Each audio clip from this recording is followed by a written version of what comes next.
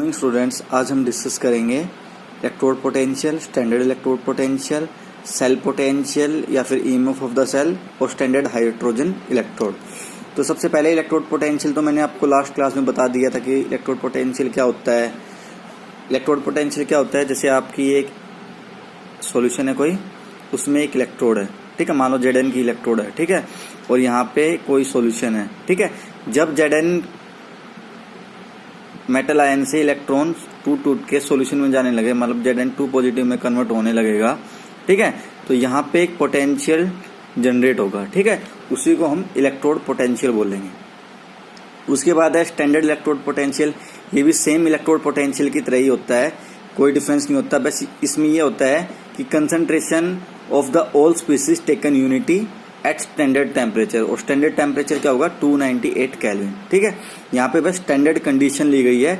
जब हम standard condition पे जब इलेक्ट्रोड पोटेंशियल निकालेंगे तो आपका स्टैंडर्ड इलेक्ट्रोड पोटेंशियल कहलाएगा, ठीक है। इसके बाद आएगा सेल पोटेंशियल। सेल पोटेंशियल क्या होता है, जैसे हमने दो अलग अलग बिकर ले ली, मैंने आपको एग्जाम्पल बताया था, मान लो यहाँ पे एक इलेक्ट्रोड Zn की, यहाँ पे Cu की रोड है और CuSO4 का सोल्यूशन है, यहाँ पे ZnSO4 का सोल्यूशन है, ठीक है। तो यहाँ से Zn का सोल्यूशन इसमें टूट के Zn2 पॉजिटिव में कन्वर्ट हो जाएगा और यहाँ पे इलेक्ट्रॉन ट्रांसफर होंगे, ठीक है। तो इन दोनों में अलग अलग पोटेंशियल जनरेट होगा, ठीक है। पोटेंशियल जनरेट होगा तो जो इनका पोटेंशियल डिफरेंस आएगा दोनों इलेक्ट्रोड के बीच में, ठीक है, जब हमने सेल सेटअप की थी, तो उन दोनों का डिफरेंस कहलाएगा सेल पोटेंशियल या ईएमएफ ऑफ द सेल। तो इसको निकालेंगे कैसे, मैंने आपको फॉर्मूला भी बताया था। ईएमएफ निकालने का फॉर्मूला होता है ई राइट, जो राइट साइड में जो ईएमएफ होगा माइनस जो सेल पोटेंशियल होगा माइनस ई लेफ्ट, ठीक है। या फिर लिख सकते हैं राइट पे क्या होता है आपका, मैंने फॉर्मूला बताया था LOAN, क्या फॉर्मूला था, left hand side oxidation anode और नेगेटिव। तो लेफ्ट हैंड साइड पे कौन सा है, एनोड, और राइट हैंड साइड पे क्या होगा, कैथोड। तो क्या लिख सकते हैं, ई कैथोड माइनस ई एनोड, ठीक है। स्टैंडर्ड हाइड्रोजन इलेक्ट्रोड, ठीक है। तो स्टैंडर्ड हाइड्रोजन इलेक्ट्रोड की जरूरत हमें क्यों पड़ी थी, मान लो जैसे जो सब कुछ, जैसे किसी सेल का ईएमएफ निकाले थे, मान लो Zn की जो इलेक्ट्रोड थे उसका पोटेंशियल जब हम निकाल रहे थे, तो मान लो हमने यहाँ पे निकाला, अपने कॉलेज में निकाला पोटेंशियल, तो वो कुछ और आएगा, हम कहीं और जाके और निकालेंगे तो वो कहीं और कुछ आएगा, ठीक है। तो हर जगह पे पोटेंशियल वेरी कर रहा था।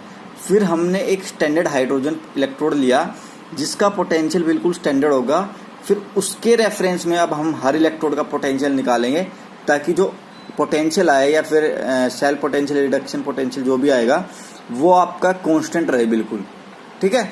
इसके रेफरेंस में निकालेंगे अब जो भी पोटेंशियल निकालेंगे, ताकि वो एक स्टैंडर्ड पोटेंशियल आए, ठीक है। अब इसमें बेसिकली स्टैंडर्ड हाइड्रोजन इलेक्ट्रोड में होता क्या है, यहाँ पे हम ग्लास इलेक्ट्रोड ले लेंगे, ठीक है, और ये जो है ये प्लेटिनम है, ठीक है, प्लेटिनम, और यहाँ से हम H2 गैस को पास कराएंगे, ठीक है, एट 1 बार प्रेशर। प्रेशर क्या होगा, 1 बार प्रेशर होगा।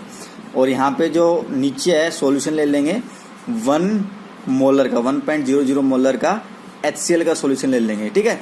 यदि हम H2SO4 का सॉल्यूशन लेंगे तो यहाँ पे जो वैल्यू आएगी वो आएगी 0.50, क्योंकि H2SO4 आपको पता है 2 H पॉजिटिव देगा और HCl कितना देता है, केवल 1 H पॉजिटिव। तो 1 H पॉजिटिव से 1.00 मोलर बनेगा। यदि जब 2 H पॉजिटिव निकलेंगे तो कंसंट्रेशन क्या हो जाएगी 0.50, ठीक है। तो ये ले लिया। अब हम इसमें क्या करेंगे, जो गैस है यहाँ से पास कराएंगे, ठीक है। फिर यहाँ से जो गैस आई, जो प्लेटिनम है, इसको जो बबल आउट करा देगा, ठीक है। अब इसकी ये खासियत है कि ये कैथोड की तरह भी एक्ट कर सकता है और ये एनोड की तरह भी एक्ट कर सकता है, ठीक है। मान लो ये एनोड की तरह एक्ट करता हो, तो एनोड पे हमेशा क्या होता है आपको पता है, LON वाला फॉर्मूला याद रखना। तो एनोड पे क्या होगा आपका, ऑक्सीडेशन। इसका मतलब ऑक्सीडेशन का मतलब क्या होता है, लॉस ऑफ इलेक्ट्रॉन, ठीक है। तो H2 जो गैस है वो किस में कन्वर्ट होगा, 2H पॉजिटिव प्लस 2 इलेक्ट्रॉन में, ठीक है, मतलब लॉस ऑफ इलेक्ट्रॉन होगा। जैसे ये है, सबसे पहले ऑक्सीडेशन, फिर सोल्ट ब्रिज, फिर रिडक्शन, ठीक है, एनोड, सोल्ट ब्रिज, कैथोड। और उसमें भी कैसे करेंगे, non aqueous phase, aqueous phase, aqueous phase और नॉन एक्वस फेज।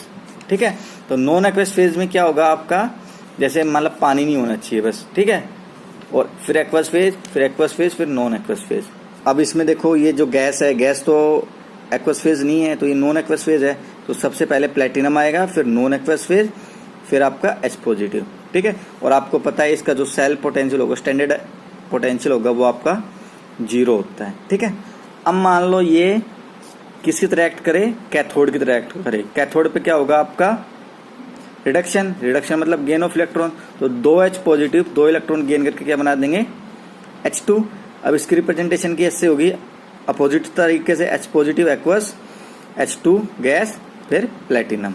ठीक है, और इसका भी जो पोटेंशियल क्या होगा, 0।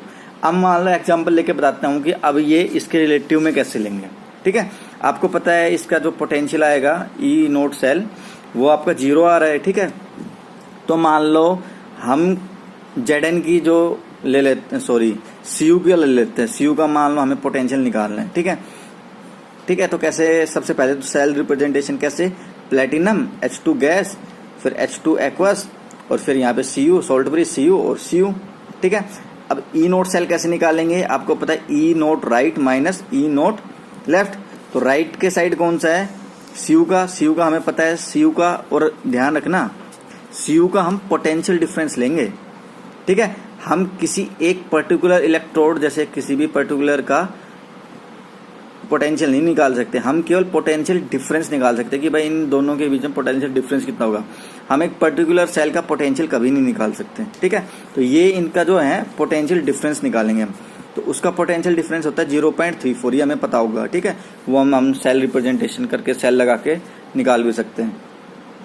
और इसका पता है आपको 0 ही होगा हमेशा, क्योंकि लेफ्ट में क्या है आपका हाइड्रोजन है, इसका तो हमेशा 0 होगा, तो इसका क्या आ गया आंसर 0.34। तो जो ये 0.34 आया, ठीक है, ये 0.34 स्टैंडर्ड इलेक्ट्रोड है, स्टैंडर्ड पोटेंशियल डिफरेंस। ठीक है, थैंक यू।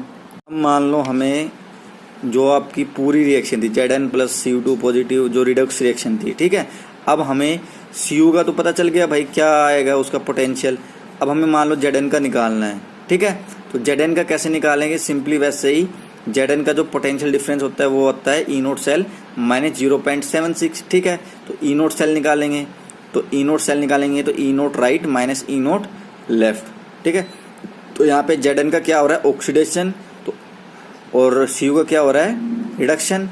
तो फॉर्मूला और क्या भी, और फॉर्मूला क्या हो सकता है, ई नोट कैथोड माइनस ई नोट एनोड।